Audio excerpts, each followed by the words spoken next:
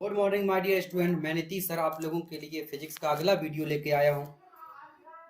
जैसा कि हमने आपको माय डियर स्टूडेंट उसमें हमने आपको बताया था, क्या बताया था उसमें हमने आपको दर्पण से संबंधित जो भी वीडियो आया था, ये दर्पण से संबंधित दूसरा वीडियो है। ठीक है, वो आपकी लाइट जो भी हम पढ़ा चुके थे वो आपका अलग पार्ट था। ये जब से हमने मिरर स्टार्ट किया था दूसरा वीडियो आया था, ये दर्पण से संबंधित दूसरा वीडियो है। ठीक है, उसमें हमने आपको उस दिन ये बताया था माय डियर स्टूडेंट कि दर्पण क्या होता है, दर्पण के कितने पार्ट होते हैं। हमने बताया था दर्पण होता है, दर्पण के दो पार्ट होते हैं, समतल दर्पण, गोली दर्पण। समतल दर्पण कोई पार्ट नहीं होता, गोली दर्पण के दो पार्ट होते हैं। कौन से? उत्तल दर्पण और अवतल दर्पण। हमने कौन कौन से इनके लाभ थे, इनकी कहाँ कहाँ यूज होते हैं, इनके यूजेज भी बता रखे। ठीक है, बहुत सारी चीजें बता रखी थी। आज हम दर्पण के अंदर चलते हैं और दर्पण के अंदर बात करते हैं। ठीक है, तो इस वीडियो के अंत तक आप लोग बने रहिए, तो आज आपके दर्पण से संबंधित कोई भी प्रश्न आपका बाहर नहीं जाएगा, क्लियर समझ में आएगा। ठीक है, हंसते हंसते पढ़ते हैं।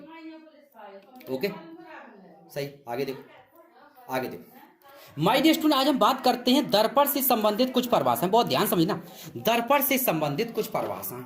सबसे पहले हम बात करते हैं ध्रुव की। ध्यान समझना, ध्रुव क्या है, ध्रुव क्या है। देखो, जैसे माय डियर स्टूडेंट आप यहां समझो, जैसे ये हमने मान लिया कैपिटल ए एक पॉइंट है। ठीक, ये कैपिटल ए पॉइंट है और ये कैपिटल बी पॉइंट है। ठीक है, दोनों हमने ले लिए। ठीक है, समझाने के लिए माय डियर स्टूडेंट हमने उत्तल और अवतल दोनों ले लिए। ठीक है, जैसे कंफ्यूज ना हो, क्या उत्तल क्या लगनी, दोनों सबकी एक ही परिभाषा होती है। ठीक है, आपको दिख रहा है, आपको दो पॉइंट दिख रहे हैं, एक एब मतलब दो उत्तल, एक उत्तल और एक अवतल, दो आपको दर्पण दिख रहे हैं, उत्तल दर्पण और अवतल दर्पण।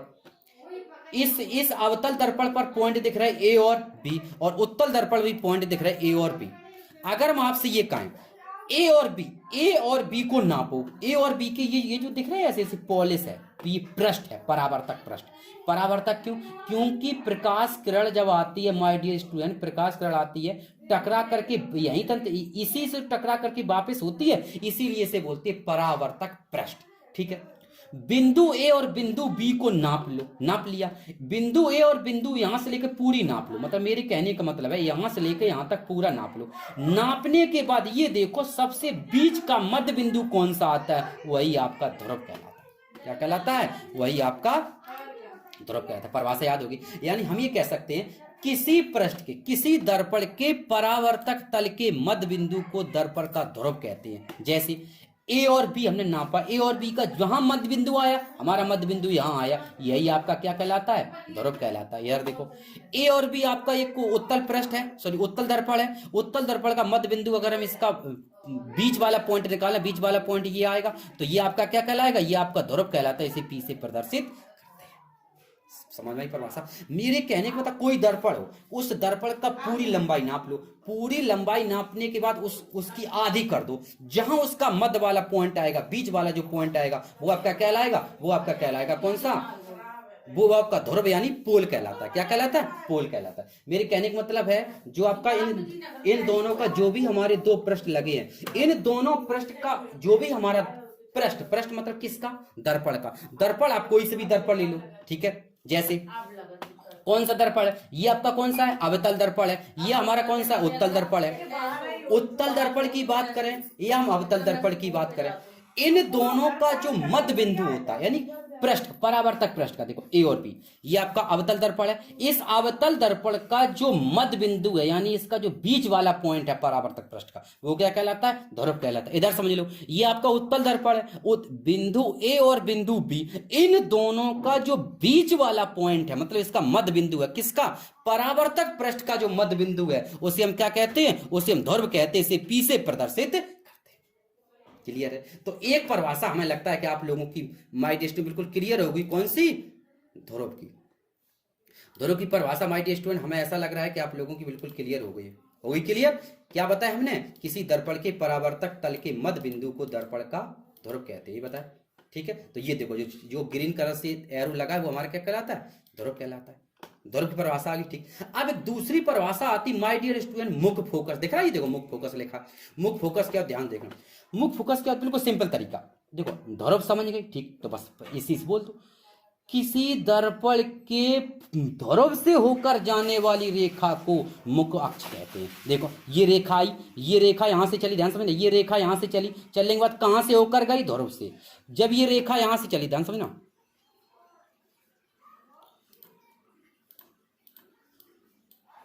जब ये रेखा यहां से चली, ध्यान समझना, जब ये रेखा यहां से चली, ठीक है, जब ये रेखा यहां से चली, जब ये रेखा आपके यहां से चली और कहां से होकर गई? ध्रुव से होकर गई, बस। तो हम कह सकते हैं किसी दर्पण के ध्रुव से होकर जाने वाली रेखा को मुख्य फोकस कहते हैं, यानी मुख्य अक्ष, फोकस नहीं, मुख्य फोकस दूसरा होता, बताएंगे। फिर समझ लो एक बार, हमने क्या बताया? किसी दर्पण के ध्रुव से होकर जाने वाली रेखा को मुख्य फोकस कहते हैं। इधर देखो, इसको भी देख लो, जैसे ये रेखा है, ये रेखा यहां से चली, ये रेखा यहां से चली, कहां से होकर गई? मुख्य फोकस से होकर गई। जो रेखा मुख्य फोकस से होकर, सॉरी, ध्रुव से होकर, फिर गलत हो जाए, जो रेखा ध्रुव से होकर जाती है उसे हम मुख्य अक्ष कहते हैं। देखो ये रेखा कहां से होकर गई? मुख्य ध्रुव से होकर गई, यानी जो रेखा ध्रुव से होकर जाती है उसे हम मुख्य फोकस, क्या कहते हैं? उसे हम मुख्य अक्ष कहते हैं। कौन रेखा को मुख्य अक्ष कहते हैं? जो रेखा कहां से होकर जाती है? ध्रुव से होकर जाती है। क्लियर है? इतनी बात क्लियर हुई? क्या बताया हमने? कि जो रेखा ध्रुव से होकर जाती है, जो रेखा ध्रुव से होकर जाती है उसे हम मुख्य फोकस कहते हैं। इतनी बात क्लियर हुई? इतनी बात क्लियर हुई या नहीं हुई? पहले बताओ, क्लियर हुई? चलो दो चीज समझ गए। अब माय डियर स्टूडेंट, अब आप लोग दो चीजें समझ गए। कौन कौन सी? अब आप लोग दो चीजें समझ गए। कौन कौन? एक आप लोग समझ गए हैं ध्रुव, और आप एक दूसरा आप समझ गए मुख्य अक्ष। मुख्य अक्ष समझ गए, ठीक। अब हम बात करते हैं मुख्य फोकस। ध्यान समझना, फोकस किसकी बात करते हैं? मुख्य फोकस। चलो इस चित्र को देख लो, दो परिभाषा थी पीछे, देखो हमने क्या बताया? ध्रुव, ध्रुव की हमने पीछे परिभाषा क्या बताई? ध्रुव को इंग्लिश में पोल बोलते हैं। दर्पण के परावर्तक तल के मध्य बिंदु, याद है अभी हमने पीछे बताया था, क्योंकि जो हमारा ऐसे करके बना था उसका जो बीच वाला पॉइंट होता है मध्य, वो हमारा क्या कहलाता है? ध्रुव कहलाता है। तो दर्पण क्या बताया? दर्पण के परावर्तक तल के मध्य बिंदु को दर्पण का ध्रुव कहते हैं। इसे किससे प्रदर्शित करते हैं? इसे कैपिटल पी से प्रदर्शित करते हैं, ठीक। दूसरी परिभाषा हम लोग देख चुके, क्या देख चुके? देखो मुख्य अक्ष। मुख्य अक्ष हमने क्या बताया? Principal axis. क्या बताया था हमने?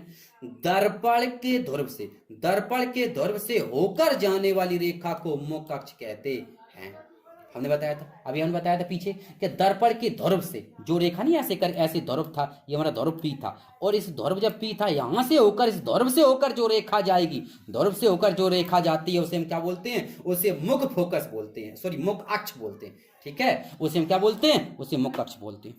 अपनी पीछे जैसा कि माय डियर स्टूडेंट आपको पता है, पीछे हमने आपको बताया था, अभी क्या बताया था? कि दर्पण के ध्रुव से होकर जाने वाली रेखा को मुख्य फोकस, सॉरी मुख्य अक्ष कहते हैं। दो परिभाषा रट गई। तीसरी परिभाषा क्या? ध्यान समझना, वक्रता केंद्र, ठीक है। पहले हम वक्रता केंद्र की बात करते हैं। कोई दर्पण जिस खोखले गोले का कटा हुआ भाग होता है, उसके केंद्र को इसका वक्रता केंद्र कहते हैं। अब देखो कैसे हम कहते हैं, ये बात हमने कैसे बताई आपको। देखो ध्यान समझना माय डियर स्टूडेंट, देखना ये हमने आपको बताया था गोली दर्पण ऐसा होता है। ध्यान समझना, गोली दर्पण ऐसा होता है, ठीक, ऐसा था, ओके। जब गोली दर्पण आपका ऐसा था माय डियर स्टूडेंट, तो इसमें केंद्र होगा इस, क्योंकि जब गोली दर्पण अगर इसको वृत्त मान के चलें, गोला है तो इसका केंद्र हमने क्या मान लिया? ओ मान लिया। और इससे हमने काट करके दो पार्ट निकाले। ध्यान समझना, इससे हमने काट करके दो पार्ट निकाले। ये जो इधर वाला पार्ट, ये जो हमने इधर वाला पार्ट काट के निकाला वो आपका ये देखो ये बन गया, और जो इधर वाला पार्ट हमने काट के निकाला वो आपका ये बन गया। ध्यान समझना, ये दोनों पार्ट जो आपको स्क्रीन पर दिख रहे हैं काट के हमने निकाले, ये पार्ट हैं किसके? तो ये पार्ट हैं तो इसी गोली दर्पण के। तो ये बताओ, इस गोली दर्पण का पहले केंद्र था, अब हमने इसको काट के निकाला तो इसका केंद्र क्या बदल जाएगा? केंद्र तो वही रहेगा। क्यों? क्योंकि अगर हम मैथ की भाषा में समझें तो ये एक तरह की चाप है, अगर हम इनको ऐसे ऐसे करके नहीं पूरा कर सकते, अगर इनको हम पूरा करें तो इनका केंद्र तो वही रहेगा, ठीक है। और समझो, एक और तरीका समझो, जैसे मान लो कोई 20 किलो चीज है, ठीक, कोई 20 किलो चीज है, मान लो 20 किलो दूध है, ठीक, 20 किलो दूध है, उसमें से हमने 100 ग्राम दूध निकाल लिया। अब ये बताओ 100 ग्राम दूध का जो स्वाद होगा या जो मलाई होगी, जो उसमें घी होगा, वही तो 20 किलो होगा, क्या अलग अलग? क्यों? क्योंकि मिक्स तो पहले ही से था। उस 20 किलो में से हमने 100 ग्राम निकाला, वही तो होगा। मेरे कहने का मतलब ये पूरा गोली दर्पण था, ठीक, दर्पण था, इसका केंद्र था, इसी से काट करके हमने ये दोनों पार्ट निकाले। तो हम ये कह सकते हैं बेटा, इसका केंद्र अगर सी था, इसका केंद्र सी था, तो इनका भी केंद्र सी से ही तो होगा। ये हमारा क्या कहलाता है, वक्रता केंद्र कहलाएगा। बन गई परिभाषा। यही तो हमने आपको परिभाषा बताई। क्या परिभाषा बताई बताओ? कोई दर्पण, चाहे उत्तल हो चाहे अवतल, कोई सा, कोई दर्पण जिस खोखले गोले का, किसका, ये दोनों किस खोखले गोले कटे हुए भाग हैं, ये जो दिख रहा है स्क्रीन पर गोली दर्पण, इसी के तो कटे हुए दोनों भाग हैं। कोई दर्पण जिस खोखले गोले का कटा हुआ भाग होता है उसके केंद्र को इसका वक्रता केंद्र कहते हैं। मस्त परिभाषा समझ में आई माय डियर स्टूडेंट? क्या नहीं आई ये बताओ? कोई दर्पण जिस खोखले गोले, तो हमने बताया ये दोनों इस जो आपके स्क्रीन पे दिख रहा है इस गोली दर्पण कटे हुए भाग हैं, यानी कोई दर्पण जिस खोखले गोले का कटा हुआ भाग होता है उसके केंद्र को इसका वक्रता केंद्र कहते हैं। इसे कैपिटल सी से प्रदर्शित करते हैं। क्या बताया हमने? इसे कैपिटल सी से प्रदर्शित करते हैं। सही कहा? सही है। हमने क्या बताया? कोई दर्पण जिस खोखले गोले का कटा हुआ भाग होता है उसके केंद्र को इसका वक्रता केंद्र कहते हैं। इसे कैपिटल सी से प्रदर्शित करते हैं। मस्त परिभाषा समझ में आई? ठीक, इतनी बात क्लियर? ठीक, अब आगे चलो। वक्रता केंद्र देखो क्या कहा?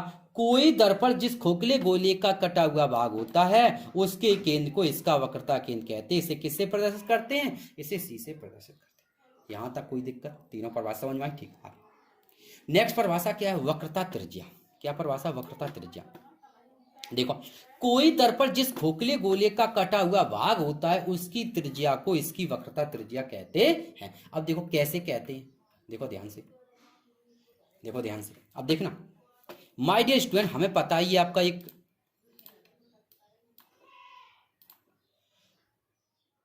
देखो आपको पता ही हमारा एक वक्रता केंद्र है सी माना। ठीक, जब ये बताओ ये गोला है, ठीक, तो इसकी त्रिज्या होगी, हमने इसकी त्रिज्या हमने कितनी मान ली? आर। आर त्रिज्या होगी, कैपिटल आर त्रिज्या। ध्यान समझना, इसकी त्रिज्या कैपिटल आर त्रिज्या है। ठीक, आगे चलो, थोड़ा हम साफ कर लें, कन्फ्यूज पॉइंट अगर बात डिस्टर्ब करें, क्लीन कर लें। ठीक है, मस्त एकदम। अब देखो ये दर्पण है, इसको हमने यहां तक माना, ये इसकी त्रिज्या आर। अब ये बताओ, ये दोनों जो आपको दर्पण दिख रहे हैं ये दोनों इसी गोली दर्पण के काट हैं, कटे हुए भाग। वही तो हमने परिभाषा बताई। कोई दर्पण जिस खोखले गोले का कटा हुआ भाग होता है उसकी त्रिज्या, किसकी त्रिज्या? इसकी, इसकी जो त्रिज्या है वो इसकी भी त्रिज्या कहलाती है। इसे कैपिटल आर से प्रदर्शित करते हैं। सही है, वो इसकी भी त्रिज्या कहलाती है और इसे कैपिटल आर से प्रदर्शित करते हैं। और इसकी भी, इसे भी कह सकते हैं माय डियर स्टूडेंट, क्या कह सकते हैं? इसे भी कह सकते हैं, इसकी त्रिज्या कहलाती है और इसे कैपिटल आर से प्रदर्शित कर सकते हैं। सही है, इसे क्या कह सकते हैं? इसे कैपिटल आर से प्रदर्शित कर सकते हैं। ठीक है, तो हमने क्या बताया? कोई दर्पण जिस खोखले गोले का कटा हुआ भाग होता है उसकी त्रिज्या को उसकी त्रिज्या को इसकी वक्रता त्रिज्या कहते हैं। इसे कैपिटल आर से प्रदर्शित। यहाँ इस जगह तक कोई प्रॉब्लम? ही बताओ, इस जगह तक कोई प्रॉब्लम तो नहीं? ठीक, ओके, कोई प्रॉब्लम तो नहीं। आगे चलो, वक्रता त्रिज्या कहते हैं। एक और परिभाषा अगर आप चाहो तो एक छोटी सी परिभाषा हम बता दें, ऐसे बना सकते। देखो ये हमारा वक्रता केंद्र है, ये हमारा ध्रुव है, तो हम ये भी से कह सकते हैं वक्रता केंद्र और ध्रुव के बीच की दूरी को वक्रता त्रिज्या कहते हैं। ये भी तो परिभाषा बन जाएगी, नहीं बन जाएगी? बता, ये जैसे गोला होता है बेटा, गोल गोल जो वृत्त होता है, वृत्त की त्रिज्या परिभाषा क्या होती है? वृत्त के केंद्र और परिधि के बीच की दूरी को त्रिज्या कहते हैं। वैसे इसकी परिभाषा बन जाएगी वक्रता केंद्र और ध्रुव, वक्रता केंद्र और ध्रुव के बीच की दूरी को वक्रता त्रिज्या कहते हैं। इसे कैपिटल आर से प्रदर्शित करते हैं। ये बात बिल्कुल क्लियर हुई? इतनी बात क्लियर हुई या नहीं हुई? इतनी परिभाषा समझ में आई? बिल्कुल क्लियर? इतनी परिभाषा क्लियर हो गई? ओके, आगे चलो। अगली परिभाषा क्या है? देखो ये वाली तो हमने बताई थी, वक्रता की क्या बताई थी? वक्रता त्रिज्या। ठीक है, वक्रता त्रिज्या क्या बताया था? कोई दर्पण जिस खोखले गोले का कटा हुआ भाग होता है उसकी त्रिज्या को वक्रता केंद्र की, इस केंद्र की नहीं, उसकी त्रिज्या को इसकी, ठीक है, किसकी? इसकी वक्रता त्रिज्या कहते हैं। ठीक है, उसकी त्रिज्या को इसकी वक्रता त्रिज्या कहते हैं। कोई दिक्कत यहां तक? एक और परिभाषा बताई, क्या? वक्रता केंद्र और ध्रुव के बीच की दूरी को वक्रता त्रिज्या कहते हैं। नेक्स्ट जो परिभाषा है वो कौन सी है? नेक्स्ट परिभाषा माय डियर स्टूडेंट, फोकस दूरी, मुख्य फोकस। पहले देखो मुख्य फोकस का है, ऐसा समझना मुख्य फोकस क्या है? मुख्य अक्ष के समांतर, मुख्य अक्ष के समांतर आने वाली रेखा, मुख्य अक्ष के समांतर आने वाली प्रकाश किरणें, कैसे? मुख्य अक्ष के समांतर आने वाली प्रकाश किरणें दर्पण से परावर्तन के पश्चात मुख्य अक्ष के जिस बिंदु से होकर जाते हैं अथवा जिस बिंदु से आती हुई प्रतीत होती हैं उसे मुख्य फोकस कहते हैं। इसे कैपिटल एफ से प्रदर्शित करते हैं। अब देखो चित्र के द्वारा समझो कैसे, ध्यान समझना, चित्र के द्वारा समझो। पहले देखो ध्यान समझना, एक मान लो एक एक एक ऐसी प्रकाश किरण मुख्य अक्ष के समांतर आई, ध्यान समझना, ये प्रकाश किरण मुख्य अक्ष के समांतर आई, ठीक है, ये प्रकाश का मुख्य अक्ष समांतर आई, ठीक, यहाँ टकराई, आपको पता है दर्पण है तो ये प्रकाश किरण इधर तो नहीं निकलेगी, ठीक, यहाँ से टकरा के लौटेगी, जैसे ही यहाँ से टकरा करके लौटती है ऐसे ऐसे लौट जाएगी, ये टकरा करके ऐसे तीर लगेगा, एरो लगेगा, ये प्रकाश किरण आई यहाँ टकरा करके ऐसे लौट गई, तो ये जहां से टकरा करके लौटती है, जिस मतलब मुख्य अक्ष की किस बिंदु पर काट रही, इस बिंदु पर काट रही, मुख्य अक्ष जिस बिंदु पर काटती है वहां से मुख्य फोकस कहते हैं, इसे कैपिटल एफ से प्रदर्शित करते हैं। एक परिभाषा क्या बताई, जब कोई प्रकाश किरण मुख्य अक्ष के समांतर आती है, दर्पण से परावर्तन के पश्चात मुख्य फोकस, दर्पण से परावर्तन के पश्चात मुख्य अक्ष, ध्यान समझना, मुख्य अक्ष के जिस बिंदु मतलब यहाँ यहाँ यहाँ जहां काटती है, मुख्य अक्ष के जिस बिंदु से होकर जाती है उसे मुख्य फोकस कहते हैं, इसे कैपिटल एफ से प्रदर्शित करते हैं।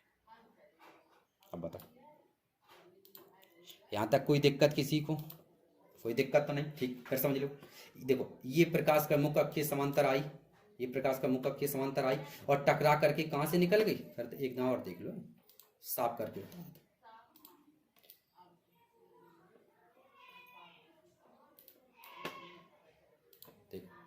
देखना, ये एक प्रकाश का मुख्य अक्ष के समांतर है,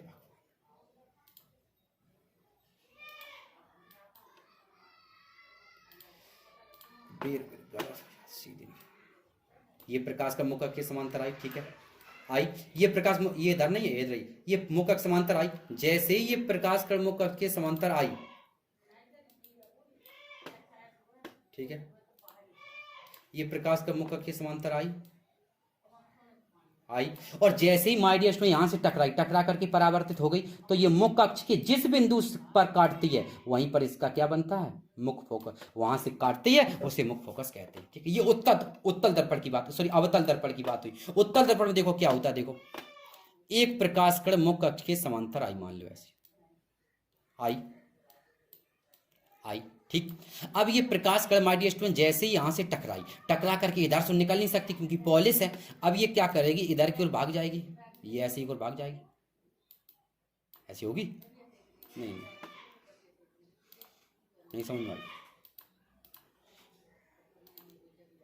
कलर चेंज निकल रहा है, ठीक, देखो मेरे कहने का मतलब है, देखो पर देखो ध्यान से, ये प्रकाश का, ये हमारा मुख्य अक्ष है, ये प्रकाश का मुख्य अक्ष के समांतर आई बिल्कुल बराबर, जब ये प्रकाश का मुख्य अक्ष के समांतर आई, दर्पण से टकराई, जैसे ही दर्पण से टकराई, दर्पण से टकराने के बाद वापस उसी मार्ग पर निकल जाती है, मतलब उसी मार्ग पर नहीं, सॉरी, पर ये प्रकाश का आई मुख्य अक्ष के समांतर आई, टकरा करके अब ये परावर्तित हो गई, अब ये परावर्तित तो हो गई लेकिन अब इधर तो फोकस था नहीं, तो ये क्या करेगा, यहाँ रियल में नहीं, हम इसे क्या करेंगे, ऐसे ऐसे करके ऐसे ऐसे करके ऐसे ऐसे करके डॉट डॉट द्वारा यहाँ पर मिलाते हैं, जहां ये मिलती है उसे मुख्य फोकस कहते हैं, ठीक है। ये किसका है, ये उत्तल का है। अब इसी के लिए इसकी परिभाषा ध्यान से रखना, जब कोई प्रकाश किरण मुख्य अक्ष के समांतर आती है, दर्पण से परावर्तन के पश्चात मुख्य फोकस से जाती नहीं, जाती तो अवतल में, उत्तल में क्या कहते हैं, जब कोई प्रकाश किरण मुख्य अक्ष के समांतर आती है, दर्पण से परावर्तन के पश्चात दर्पण से परावर्तन के पश्चात मुख्य अक्ष के जिस बिंदु से आती हुई, देखो ये तीर इधर लगा, ऐसा लग रहा है कि ये प्रकाश किरण यहां से आ रही है, देखो लग रहा है क्योंकि डॉट डॉट होता है, रियल में तो नहीं होता, हमें ऐसा महसूस, ऐसा लगता है, जिस बिंदु से आती हुई प्रतीत होती है उस बिंदु को मुख्य फोकस कहते हैं, इसे कैपिटल एफ से प्रदर्शित। दोनों परिभाषा याद होगी, फिर समझ लो क्या बताया हमने, जब कोई प्रकाश किरण मुख्य अक्ष के समांतर आती है, दर्पण से परावर्तन के पश्चात जिस बिंदु से होकर जाती है उसे मुख्य फोकस कहती है, ये हो गई अवतल लेंस की अवतल दर्पण की परिभाषा। उत्तल दर्पण क्या है, जब कोई प्रकाश किरण मुख्य अक्ष के समांतर आती है, दर्पण से परावर्तन के पश्चात मुख्य अक्ष के जिस बिंदु से आती हुई प्रतीत होती है उस बिंदु को मुख्य फोकस कहते हैं, इसे कैपिटल एफ से प्रदर्शित, ठीक है। इसी संबंध एक और परिभाषा माय डियर स्टूडेंट समझ लो, फोकस दूरी, ध्यान समझना, फोकस दूरी कितनी सिंपल है, ये पी क्या है, ध्रुव, एफ क्या है, मुख्य फोकस, तो दोनों के बीच की दूरी जो होगी वो फोकस दूरी होगी, इसे स्मॉल एफ से प्रदर्शित करते हैं। तो हम ये कह सकते हैं किसी दर्पण की वक्रता केंद्र और ध्रुव, वक्रता केंद्र और ध्रुव के बीच की दूरी को फोकस दूरी कहते हैं, इसे स्मॉल एफ से प्रदर्शित करते हैं। क्या बताया हमने, दर्पण के ध्रुव, ध्रुव एफ होता है, नहीं ध्रुव पी होता है, फोकस दूरी एफ होती है। दर्पण के ध्रुव पी, यानी दर्पण के ध्रुव और फोकस, दर्पण के ध्रुव और फोकस के बीच की दूरी को फोकस दूरी कहते हैं, इसे कैपिटल एफ से प्रदर्शित करते हैं। क्या बताया हमने? दर्पण के ध्रुव, दर्पण के ध्रुव और फोकस के बीच की दूरी को फोकस दूरी कहते हैं, इसे स्मॉल एफ से प्रदर्शित करते हैं।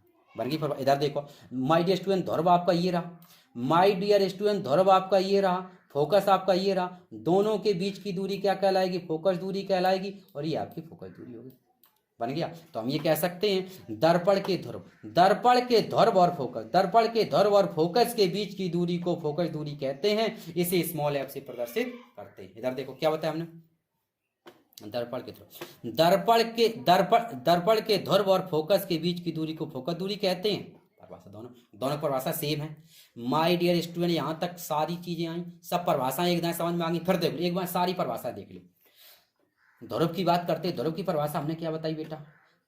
किसी दर्पण के, ये हमारा ए और बी है, इसका मतलब किसी दर्पण के परावर्तक तल के मध्य बिंदु को दर्पण का ध्रुव कहते हैं। मुख्य अक्ष की परिभाषा क्या बताई? दर्पण के ध्रुव से होकर जाने वाली रेखा को दर्पण का मुख्य अक्ष कहते हैं। कोई दर्पण जिस खोखले गोले का कटा हुआ भाग होता है उसके केंद्र को इसका वक्रता केंद्र कहते हैं। वक्रता केंद्र और ध्रुव के बीच की दूरी को वक्रता त्रिज्या कहते हैं, इसे कैपिटल आर से प्रदर्शित करते हैं। जब कोई प्रकाश का मुख्य अक्ष के समांतर आती है, दर्पण से परावर्तन के पश्चात जिस बिंदु से होकर जाती है उसे मुख्य फोकस कहते हैं, इसे कैपिटल एफ से प्रदर्शित करते हैं। मुख्य फोकस और ध्रुव के बीच की दूरी को फोकस दूरी कहते हैं, इसे स्मॉल एफ से प्रदर्शित करते हैं।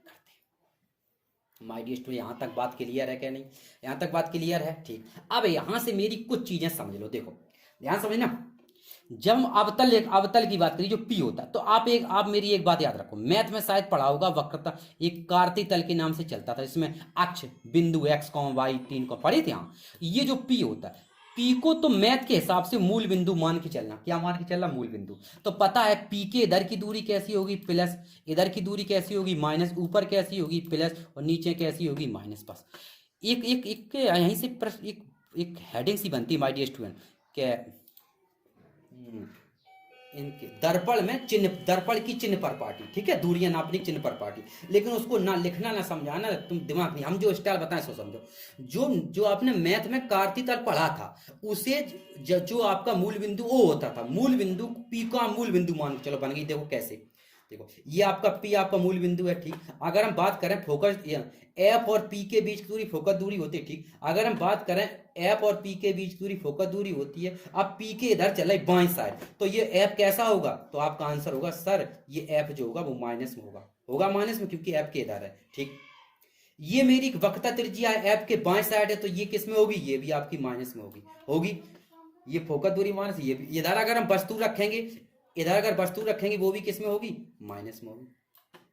ठीक, प्रतिबिंब बनेगा वो भी किस में बनेगा? माइनस बनेगा। प्रतिबिंब इधर बनेगा। उत्तल में आ जाओ माय डियर स्टूडेंट, आपको पता है उत्तल में पी है, पी के फोकस दूरी दाएं साइड है, तो इधर की दूरी फोकस दूरी किस में होगी? प्लस में होगी। वक्रता त्रिज्या किस में होगी? प्लस में होगी, क्योंकि आर प्लस में। अगर हम बात करें वस्तु किस में होगी, तो याद रखना वस्तु इसमें माइनस में होगी। प्रतिबिंब कैसा बनेगा? तो याद रखना प्रतिबिंब प्लस में बनेगा। सही है, इतनी चिन्ह याद हो गए? ये बताओ, इतनी साफ करते हैं, इतनी चीजें याद हो गई? बिल्कुल सिंपल तरीका था। देखो जैसे मान लो ये मेरा एफ है, ये एफ हो गया, तो अगर हम बात करें पी के बाएं साइड, तो फोकस दूरी किस में होगी? तो आपका आंसर होगा माइनस में होगी। वक्रता सी है, वक्रता त्रिज्या किस में होगी? तो आपका आंसर होगा माइनस में होगी, क्योंकि इधर की बात कर रहे हैं। सही है। अब इधर देखो, इधर अगर फोकस दूरी हमें यहाँ मान लें, ठीक है, ये फोकस मुख्य फोकस मान लो, तो अगर हम फोकस दूरी की बात करें तो ये किस में? एफ प्लस में होगी, क्योंकि दाएं साइड प्लस में होगी। वक्रता त्रिज्या आर होगी, इसकी अगर बात करें तो इसमें फोकस दूरी किस में होगी? प्लस में होगी। इसलिए बता रही है न्यूमेरिकल में काम आएंगे, वहां तो बताएंगे, इसलिए थोड़ा सा हम हिंट्स दे रहे हैं। ठीक है, अभी हमने चिन्ह नहीं बताई, क्यों कंफ्यूज ना हो, भी समझाया था सिर्फ हमने, अब चिन्ह सहित बता दिया। ठीक होगी। वस्तु की बात करें तो वस्तु हमेशा इधर बाएं साइड रखिए, वस्तु कैसी होगी? माइनस में। अगर वस्तु को हमेशा प्रतिबिंब किधर बनेगा? इधर प्लस में। इसकी वस्तु भी माइनस में होती है और इसका प्रतिबिंब भी माइनस बनेगा। Is that clear? सारी परिभाषाएं टट गई। चलो अब तो नहीं कोई कंफ्यूज होगा, सारी परिभाषाएं क्लियर है। चलो फोकस दूरी बता, देखो जैसा कि हम बता चुके पीछे, मुख्य फोकस और ध्रुव के बीच की दूरी को फोकस दूरी कहते हैं, इसे स्मॉल एफ से प्रदर्शित। सही है, आगे चलो, कोई दिक्कत नहीं, आगे चलो। अब माय डियर स्टूडेंट क्या होता है कि आपको प्रतिबिंब कुछ बनवाए जाते हैं। जैसे हम लोग, प्रतिबिंब का मतलब ऐसा होता है कि हम बताएं वस्तु यहाँ रखी, वस्तु वहाँ रखी, ऐसे बन जाता है। अब क्या होगा, हम आपको जो करा रही है थोड़ा सा एक्स्ट्रा वर्क है। कैसा वर्क है? ये आपका एक्स्ट्रा वर्क है, ठीक है, ये आपका एक्स्ट्रा वर्क है। ये आपका एक्स्ट्रा वर्क तो है, ये बात हम आपकी मानते हैं, लेकिन ये जो नियम है, थोड़ा सा सिलेबस तुम्हारा थोड़ा सा बड़ा भले लगेगा, वैसे बड़ा होता ही नहीं, आपको पता है मेरे हैं, बस चलिए, लेकिन डिटेल से अब हम आपको नियम बताएंगे। नियम पढ़ो, फिर देखो इमेज कैसे बनती है, फटाक दे वस्तु रख कैसे प्रकाश कर, क्योंकि जब तक नियम पता नहीं होंगे माय डियर स्टूडेंट, तब तक कोई चीज हम कैसे शो करा सकते, सही बात है, ठीक है। तो इसलिए हम यहाँ पर जो भी आपको नियम बताएं उनको समझाएं कैसे बनता है, कि नियम चलती है, याद नहीं करना है, फिर देखो, ठीक है। तो अब हम बात करते हैं दर्पण में प्रतिबिंब के बनने के नियम, कौन कौन से नियम, ठीक है। तो दर्पण जो होता है, दर्पण में प्रतिबिंब के बनने के नियम कौन कौन से नियम है, देखो सबसे ध्यान देखना, दर्पण में प्रतिबिंब के बनने के नियम, ये हेडिंग थी हमने बोली है, ठीक, बिल्कुल सही कही, दर्पण में प्रतिबिंब के बनने के नियम। तो सबसे पहला अवतल दर्पण में प्रतिबिंब के बनने के नियम। तो हमने बताया हमारे पास दो होते, एक होता है उत्तल दर्पण, दूसरा होता है अवतल दर्पण। दो दर्पण होते हैं, उत्तल और अवतल। तो हम इन दोनों दर्पणों में कौन कौन से नियम होते हैं जिसके अनुसार हमारा प्रतिबिंब बनता है, उन प्रतिबिंब, क्योंकि प्रकाश कड़ाई टकरा के लौट गई, नियम तो होना चाहिए, किस नियम के अनुसार बनता है वो देखो, नियम ध्यान से देखेंगे, ठीक है, और कायदे समझाएंगे। तो सबसे पहला माय डियर स्टूडेंट ध्यान समझना, सबसे पहला है, जब कोई प्रकाश कण मुख्य अक्ष के समांतर आती है तो परावर्तन के पश्चात मुख्य फोकस से होकर जाती है। ये बिल्कुल अटूट नियम है, लर्न याद कर लो, ठीक है। कोई सा भी दर्पण हो, चाहे उत्तल दर्पण हो, चाहे देखो सुनो, अवतल दर्पण होगा तो मुख्य फोकस से होकर जाती है, और उत्तल दर्पण होगा तो मुख्य फोकस से आती हुई प्रतीत होती है, सही है। अभी इन अवतल की बात करें, ठीक, उत्तल की बात करें। जब कोई प्रकाश कण मुख्य अक्ष के समांतर आती है तो परावर्तन के पश्चात कहां से, मुख्य फोकस से होकर जाती है, ये पहला नियम है।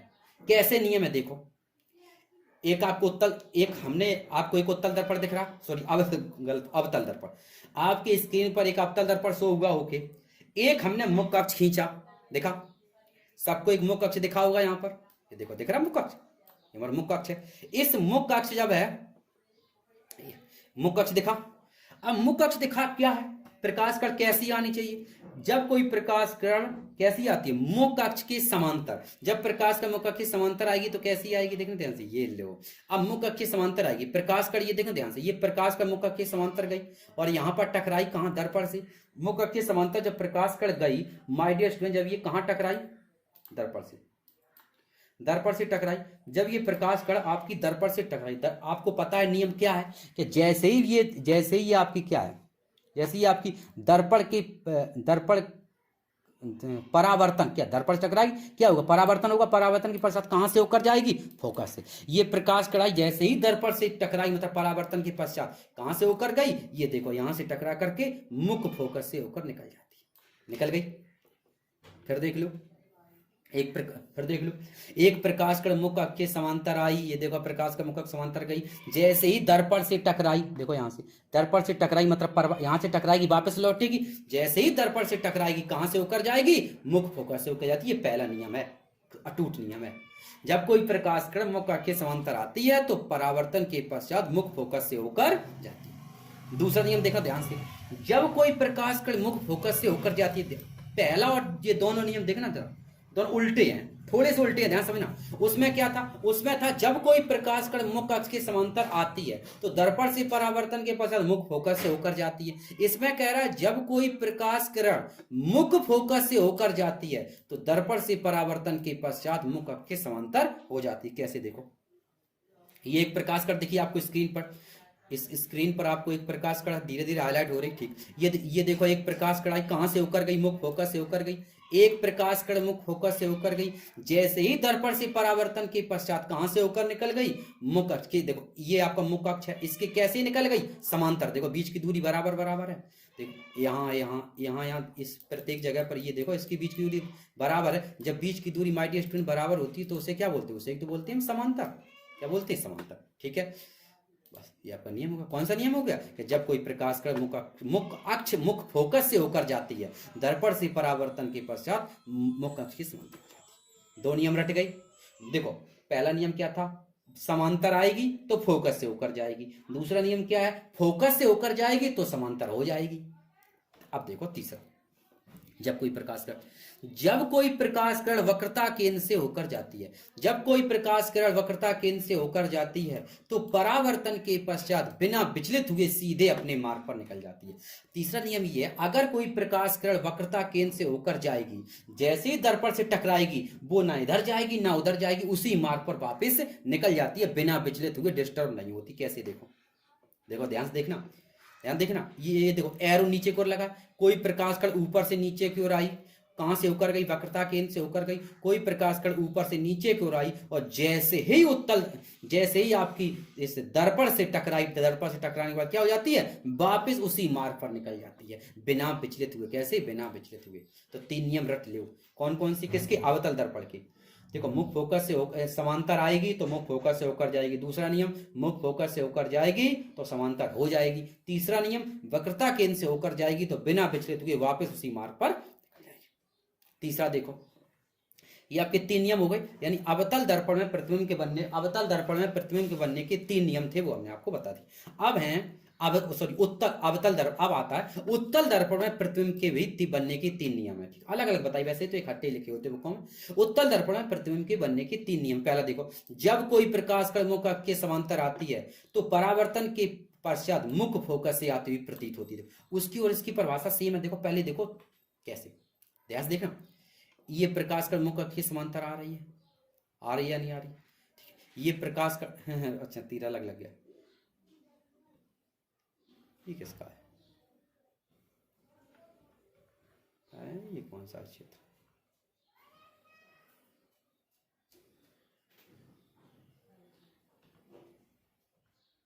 अच्छा ठीक है, ओके। ये मतलब ये ऐसा हो गया, चलो कोई बात, हम बना दें। ये आपका थोड़ा सा गलत है, ऐसा हो गया। देखो देखो क्या बताया, जब कोई प्रकाश का मुख समांतर आता, देखना ये एक प्रकाश कण है, ये आपकी मुख के समांतर आई ठीक।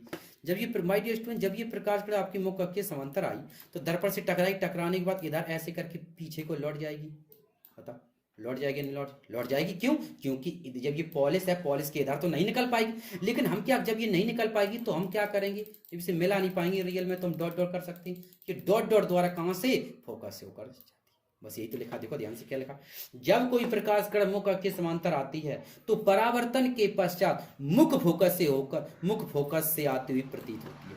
देखो जब कोई प्रकाश कण मुख के समांतर आई, ध्यान, मुख के समांतर आई, टकरा करके परावर्तित हो गई। अब ये क्या होती है? क्या ऐसा महसूस हो रहा है कि ये मुख फोकस से आती हुई प्रतीत हो रही है? ये पहला नियम है। किसमें? उत्तल दर्पण। जब कोई प्रकाश कण मुख के समांतर आती है, दर्पण से परावर्तन के पश्चात मुख फोकस से आती हुई प्रतीत होती है। क्लियर? समझ में आया? चलो दूसरा देखो ध्यान से। दूसरा क्या है? जब कोई प्रकाश कण मुख फोकस से आती हुई प्रतीत होती है, जब कोई प्रकाश कण मुख फोकस से आती हुई प्रतीत होती है। देखो ध्यान से, देखना ध्यान से, ये प्रकाश कण ऊपर से आई और टकरा करके इधर लौट गई। और ये क्या है? ये देखो क्या लिखा, जब कोई प्रकाश कण मुख फोकस की ओर आती हुई प्रतीत हो। देखो ये जो प्रकाश कण आ रही, यहां टकराई, ऐसा लग रहा है कि यहां से आती हुई मुख फोकस की ओर। देखो ऐसा महसूस हो रहा है कि ये प्रकाश कण मुख फोकस की ओर आती हुई प्रतीत होती है। देखो लग रही, ये लग रहा है कि ये मुख फोकस की ओर आ रही है, मतलब यहां से चलेगी तो सीधी मुख फोकस पहुंची नहीं। लेकिन जैसे ये प्रकाश कण यहां से चलेगी, जैसे ही दर्पण से टकराती है, वापस इधर मुड़ जाती है। इधर सिर्फ प्रतीत होती, सिर्फ यहां डॉट डॉट का चिन्ह लगा है। ठीक है, हमने आपको बताया था उत्तल दर्पण में सारे आभासी। ठीक है, तो पहला नियम क्या था? कि अगर मुख के समांतर आती है, दर्पण से परावर्तन पर मुख फोकस से आती हुई प्रतीत होती है। इसका क्या है कि मुख फोकस की ओर आती हुई प्रतीत होती है। ठीक, दो नियम समझ गए? ध्यान समझे चित्त को। तीसरा देखो, तीसरा क्या है? जब कोई प्रकाश किरण वक्रता केंद्र की ओर आती हुई प्रतीत होती है तो परावर्तन के पश्चात बिना विचलित हुए सीधे अपने मार्ग पर निकल जाती है। हमने जब कोई प्रकाश कण वक्रता केंद्र की ओर आती प्रतीत होती, क्योंकि सारी इसमें प्रतीत ही होती है, आती हुई प्रतीत होती है, टकरा करके वापस लौट जाती। कैसे? देखो एक प्रकाश कण यहां से आई, ये प्रकाश कण यहां से आई, वक्रता केंद्र की ओर आई और टकरा करके वापस अपने मार्ग पर लौट गई। तो हम क्या करेंगे? अब इसको सीध बनाने के लिए यहां से हमने डॉट डॉट डॉट डॉट द्वारा इसको दिखा दिया। अर्थात जब प्रकाश कण वक्रता केंद्र की ओर आती प्रतीत होती है तो प्रतीत हो रही, आती प्रतीत होती है, दर्पण से परावर्तन पश्चात वापस उसी बिना विचलित हुए अपने मार्ग पर निकल जाती है। तो ये हमें लगता है ये तीनों नियम समझ में आए होंगे माय डियर स्टूडेंट, क्लियर हुआ? ठीक है, तो ये यहाँ तक क्लियर हुआ। तो ये आपके थे कि दर्पण में प्रतिबिंब के बनने के,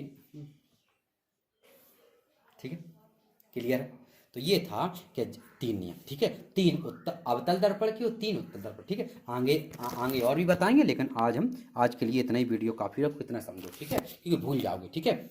जितना भी आज ने बताया बिल्कुल स्लो तरीके से बताया, थोड़ी चित्र बनाई, हार्ड बहुत चित्र बनाने बहुत टाइम लगा, 2 दिन में इतना काम हो पाया, चित्र तीर लगाना बहुत कट, ठीक है। तो इतना बता, इसे आप कंप्लीट करें, फिर अगले वीडियो में आपको हम बताएंगे कि प्रतिबिंब कैसे बनता है, अभी सिर्फ नियम है, ठीक है।